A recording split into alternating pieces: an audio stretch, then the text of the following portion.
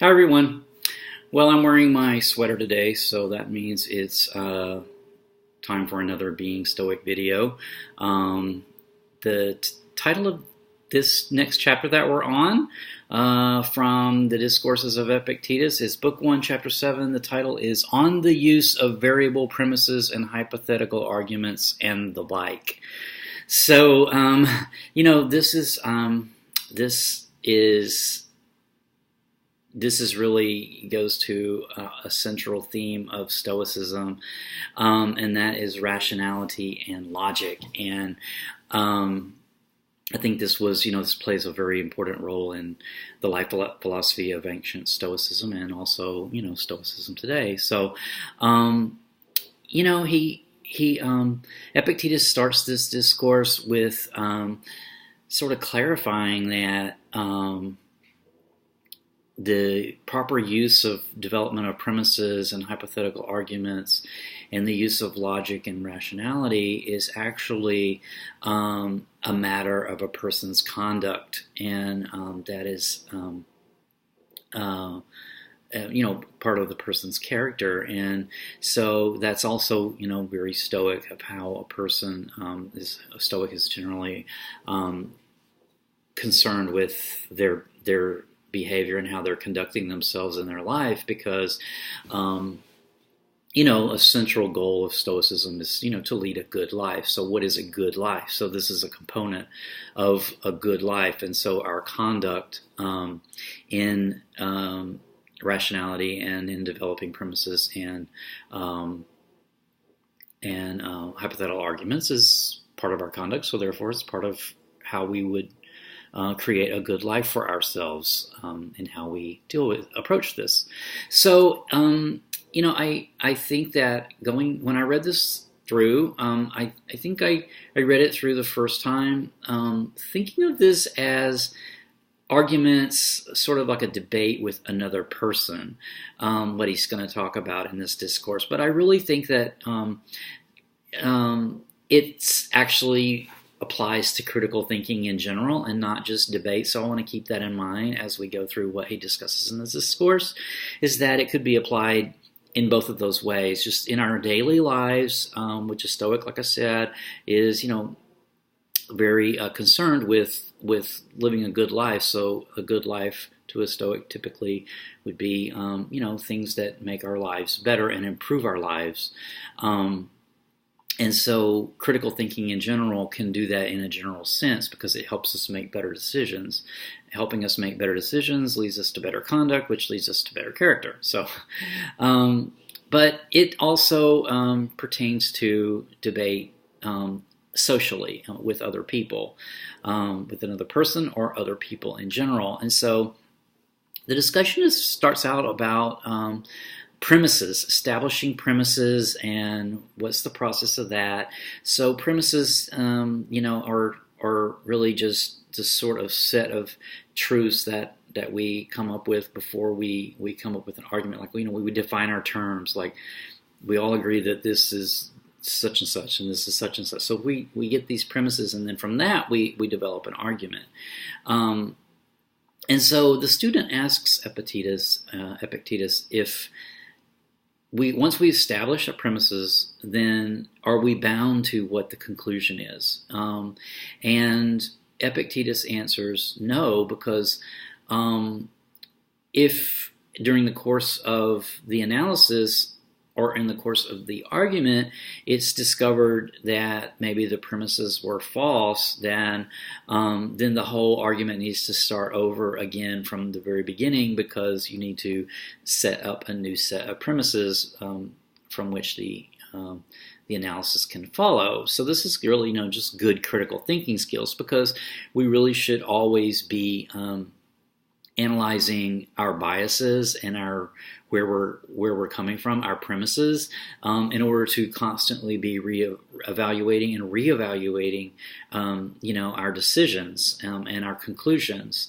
And so this is a healthy, this is just sort of a healthy mental behavior to develop in one's life. And Epictetus, the student then goes on to talk about hypotheticals too, hypothetical situations, which is another kind of way of framing an analysis or framing an argument, which is to create a hypothetical. Like in the case of critical thinking, maybe in your life, you think,